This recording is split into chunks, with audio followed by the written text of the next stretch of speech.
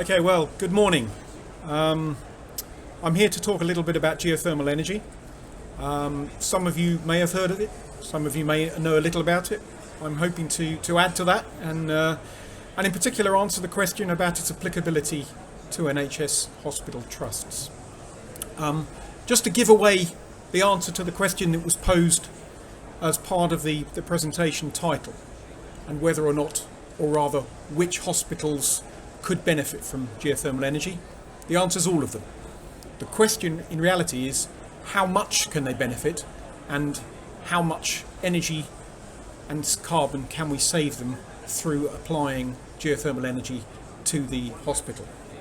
And I'll go through that as we go through the presentation. First of all, a little about who GT Energy are. We've been around since 2013. Our ambition is effectively to be a utility geothermal provider, to own, operate and finance geothermal plants, not just for the NHS but for industry and domestic and commercial use across the UK. As it stands today, we've got a pipeline of 20 to 30 projects at various stages of maturity across the UK. This is a growing industry here in the UK, and as we'll talk a little bit later on, it's a lot more developed in other parts of Europe and indeed other parts of the world. So what we're hoping to do is to leap upon their coattails, if you like, learn from what they've done well, and indeed benefit from the experiences that they've developed. And we've built a partnership of practitioners across Europe that we can learn from and apply on our projects. We're part of a larger organisation, an energy provider.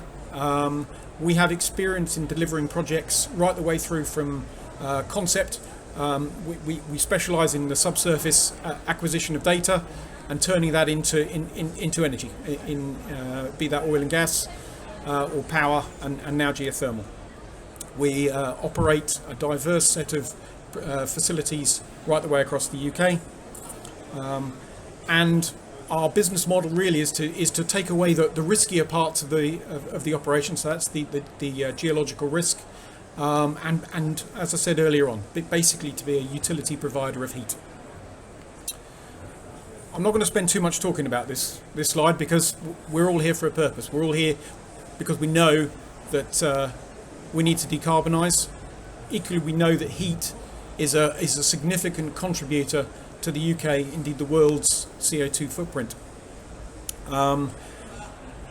Statistics, I mean, these go back to sort of 5 or 6 years ago, and as in fact was described by Stephen in the previous presentation, there have been changes to this, but the trajectory, particularly when it comes to the decarbonisation of heat, isn't good enough. Some of the estimates have stated that it will take something like 1,500 years worth of decline at the current rate in order to take all of the carbon out of heating. So what we're looking for are other solutions, and geothermal indeed is part of that. So I ask you, what do we mean when we talk about geothermal? In particular, we're talking about deep geothermal, and in our case, it's hydrogeothermal. The words speak for themselves. So hydro meaning water, geo meaning earth, thermal, heat. So in fact what we're doing is taking hot water from deep within the crust. And I emphasise the word deep there. We're typically talking anywhere from 2 to 4 kilometres beneath the Earth's surface. And we do that by drilling wells to access that resource, and we bring it to the surface. We all know it's hot down there. There are many locations around the world. I mean, there's thermal baths in the Peak District. There's obviously the town of Bath itself, where those hot waters, they bubble to the surface, and they've been accessed for many hundreds, indeed thousands of years, for people's benefit. All we're doing is accelerating that process, and we're turning it from a resource that's a little bit random, bubbling to the surface wherever it likes. We're harnessing that and bringing it to be a useful product wherever people require it. As I said earlier on, the UK is a little bit behind in terms of geothermal. There have been plants, purpose-built geothermal plants in operation for over 130 years. The first ones were built in Italy.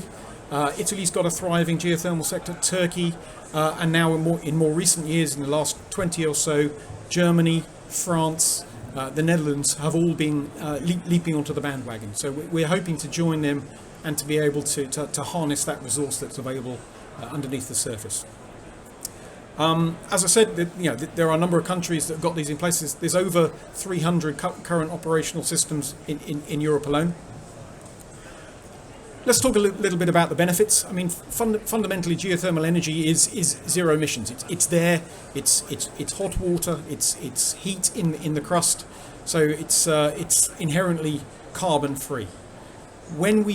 Once we've got an operational facility, the little picture we've got there on the right hand side, that's the typical surface manifestation of the geothermal site. So as you can see, it's very, very low visual. We're not talking about sort of large chimneys or boiler plants. It's a little building, typically 10 meters by 10 meters, no bigger than that.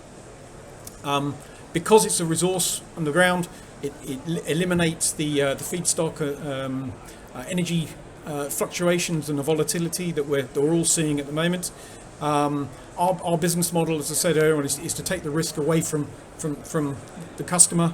So we provide a long-term commitment on energy price, index linked to CPI, RPI or equivalent, and therefore customers will have a guaranteed cost of energy over the time frame of the agreement, say typically 20 years. Fundamentally, and what differentiates geothermal energy from other renewable energy sources is the fact it's available all the time. We're not restricted by daylight. In the case of solar, we're not restricted to when the wind blows.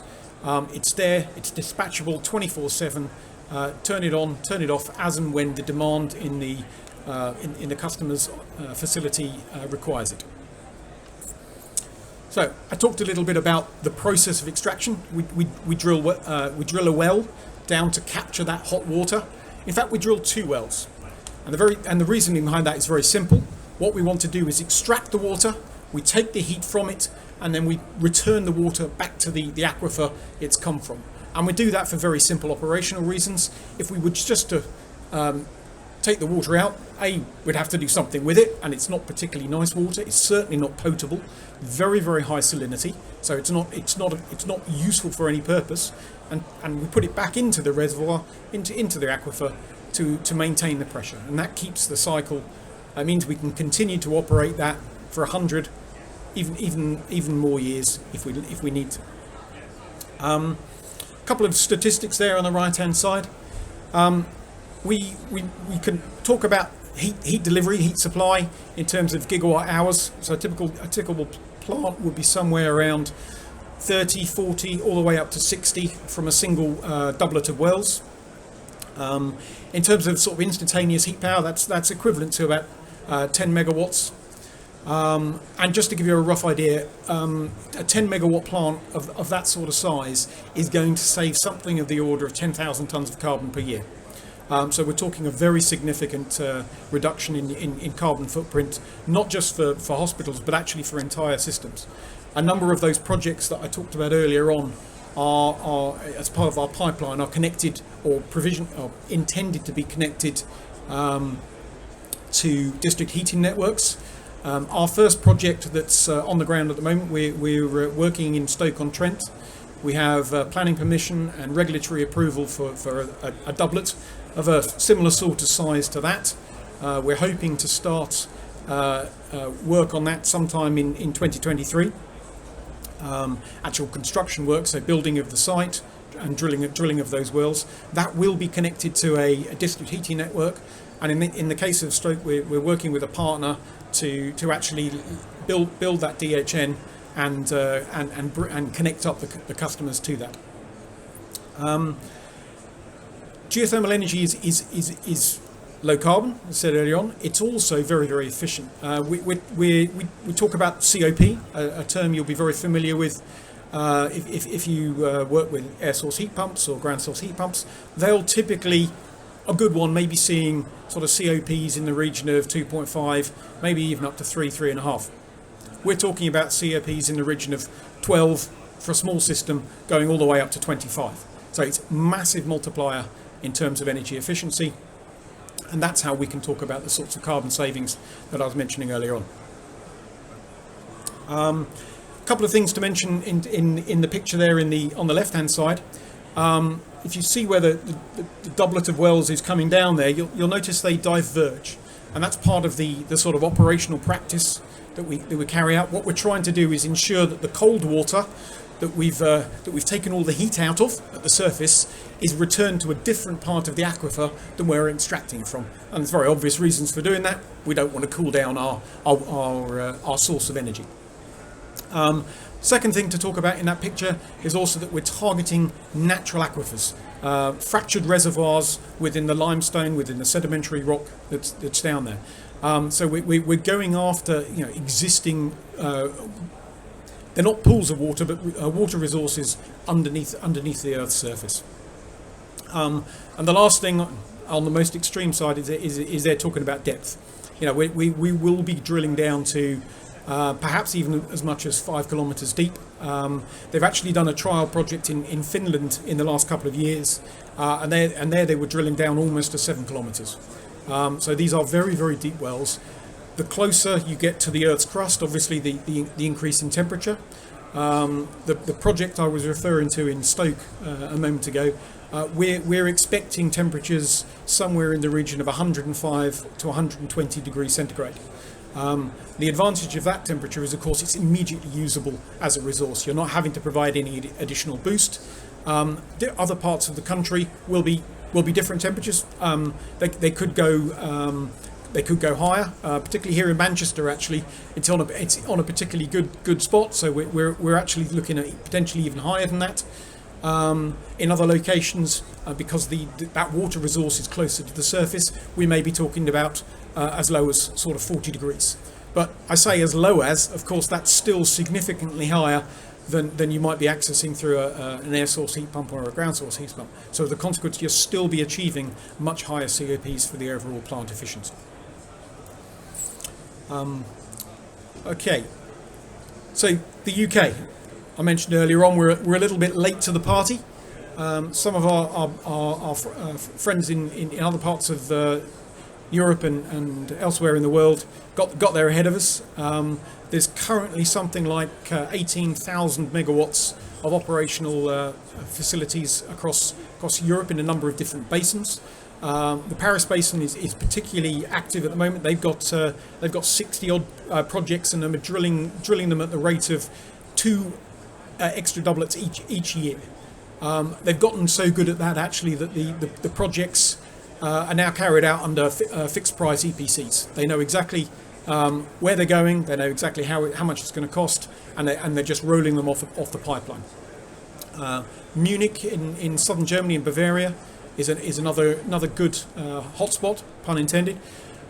They've been working there since sort of the late 2000s. We've got a partner we work with out there, and they're working currently on 37 projects, and that number was released even before the reduction in gas supplies to Germany. So I can only imagine what the number of projects within their pipeline is looking like. In the UK here, as I say, we've got a number of them. We've got a pipeline of about 25 projects in various stages. A number of those have matured up. I mentioned Stoke earlier on, which is going to be the first one off the rank, as it were. We're hoping to have roughly a dozen of those in operation within the next 3 to 4 years. An independent study carried out by Arup in the last few years expected that there might be as many as 360 separate geothermal installations across the UK by 2050. We'd obviously like a slice of those. We believe because of our experiences in sort of delivering planning and the permitting required for these, we understand what that pipeline and the maturation process looks like. It is long. We all know, I'm sure, what a planning application and the bureaucracy that can get caught in. We typically expect it can take 3 to 4 years to take a project from initial concept through to construction. But the actual on-site construction phase will typically only last from 9 to 12 months. A significant portion of that is obviously the drilling itself, particularly when you're talking about going down to 3 to 4 to 5 kilometres. So the drilling in that circumstance could be as much as 9 months to achieve both of the wells.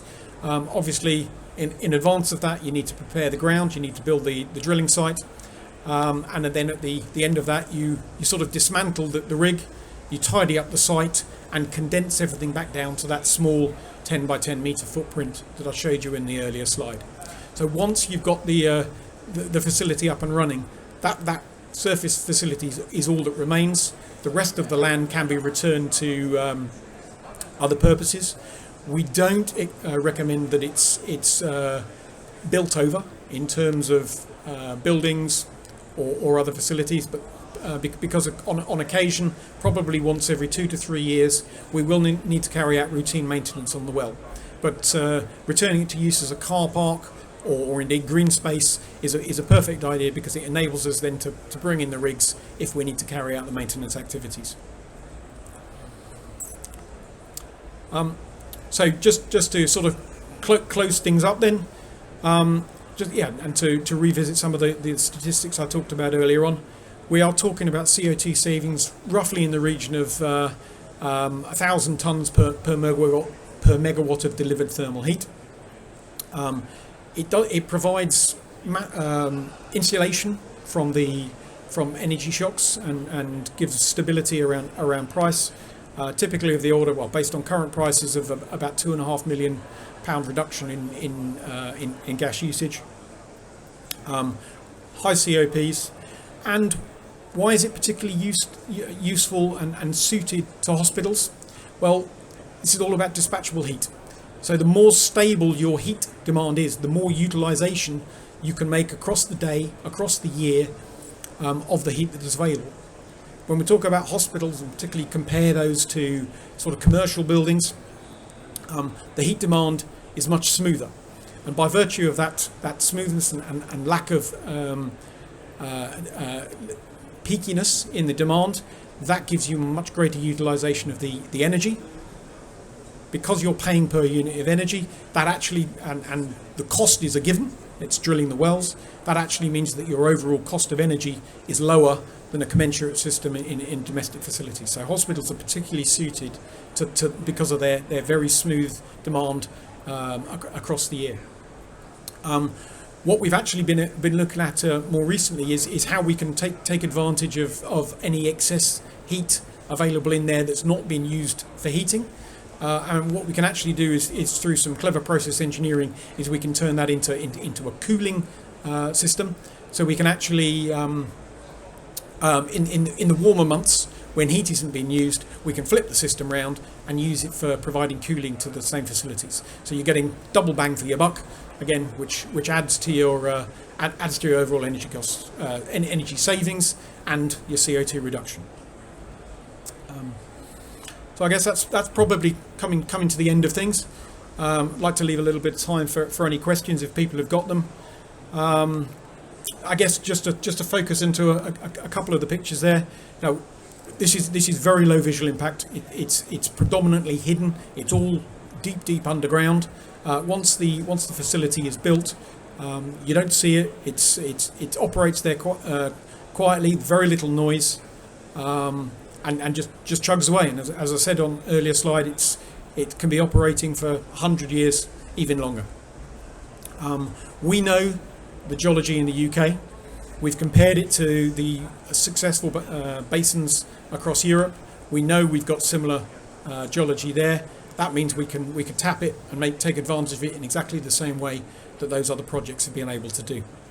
Gives us an ample opportunity to be able to leverage the experiences and the skills and the learnings from those projects. So at that point, I'll draw things to a close. If anyone's got any questions, I'd be happy to take them.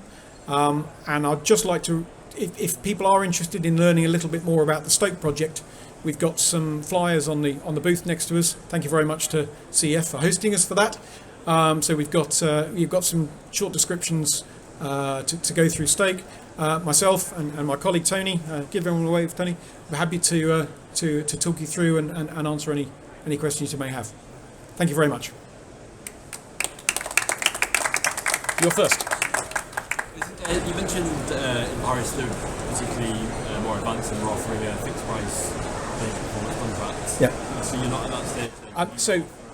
So we will offer a fixed price on the energy. What they're doing, however, because the wells haven't been drilled, we, GT Energy, are taking a significant risk on the drilling of the well. So in effect, there's a risk premium that we're having to take, and ultimately we're having to pay to our financer in order to drill that project. That ripples its way through, meaning the contract price for the energy is higher than it might necessarily need to be. In Paris, because it's effectively an EPC fixed price drilling project, they don't have to pay that risk premium. So the cost of energy is cheaper. But by example, even accepting that there is a risk premium on our financing, the cost parity at the moment for our energy is somewhere, and it depends on location in the UK. We're typically seeing something between £40 and £75 a megawatt hour for the heat. Now that's dependent on a number of government incentives that are in place, but that, as you can see, is considerably lower than where gas is, as an example now, and that's paying the risk premium. So, this is fundamentally because it's those efficiencies I was talking about. We've got a very, very flexible, cheap, and renewable form of energy available for people. If you come later on, viewing some model later talk about this. Sorry, was there a question? No. That was really good, thank you. Just in terms of regulatory approvals, yes, there's obviously, how long does that take? So a typical project, we say somewhere between 3 to 4 years. A big chunk of that, the middle couple of years really, is getting through the bureaucratic process. Because of the way the system is set up, first of all, we have to apply for planning permission. Once there's planning permission, we then have to go through 2 cycles with the EA in order to get permission to extract water and return it to the aquifer. So and there's also that establishes an abstraction license in a particular geographical area. That takes a long time. I mean, unfortunately, there's no getting away from that at the moment. We are in dialogue with both BEIS and other parts of the government to try and streamline that process. But that's why we say it's 3 to 4 years, just because of that bureaucratic bit in the middle. The feasibility, the engineering feasibility piece, we think we know we can get through in a matter of months, and the construction phase, as I said earlier on, is typically around about a year.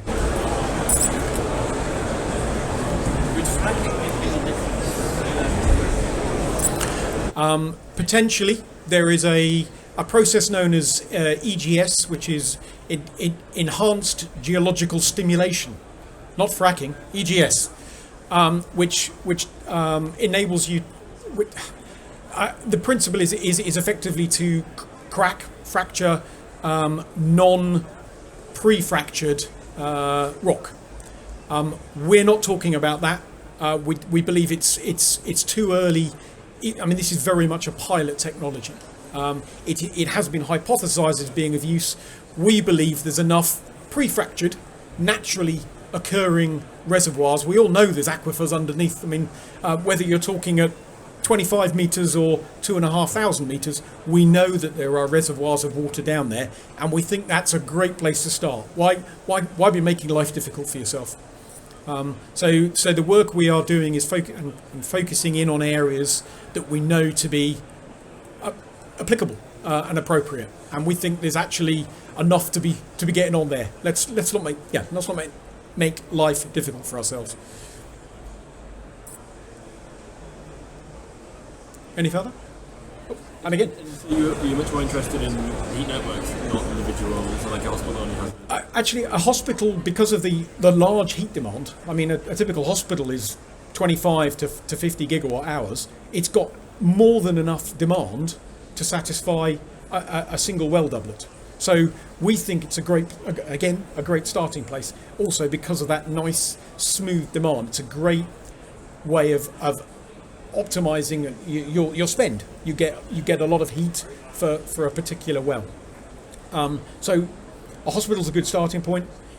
District heating networks equally, because there's a lot of demand there. The problem with DHNs particularly is actually they're connected to quite cyclical users, and as a result of that, you do have to generally drill deeper than you would for an equivalent hospital.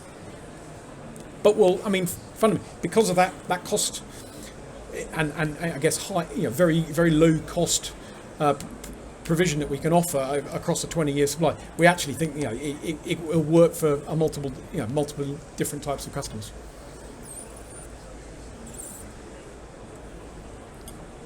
Hello. In terms of like maintenance and downtime, Yeah. Typically, we'd expect one 10-day outage a year.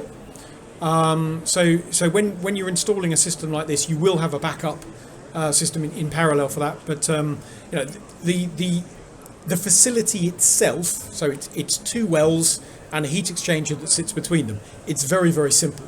The only moving part within that whole process is actually the pump that sits in the extraction well, which draws the water to the surface. The water doesn't flow to the surface naturally. So that 10-day outage that we talked about really is to take the pump out, do a workover and some maintenance work on it, and then you'll clean out the pipe just to make sure there's no scale build up and things like that. But fundamentally, it's operating for the rest of the year, the other 355 days. Yeah. Any further? Right. Well, thank you very much. We'll be around either on the stand or here. If anything comes to mind, then please do collar either Tony or myself, and please help yourself to some of the pamphlets that were referred to earlier talking about the Stoke project. Thank you very much.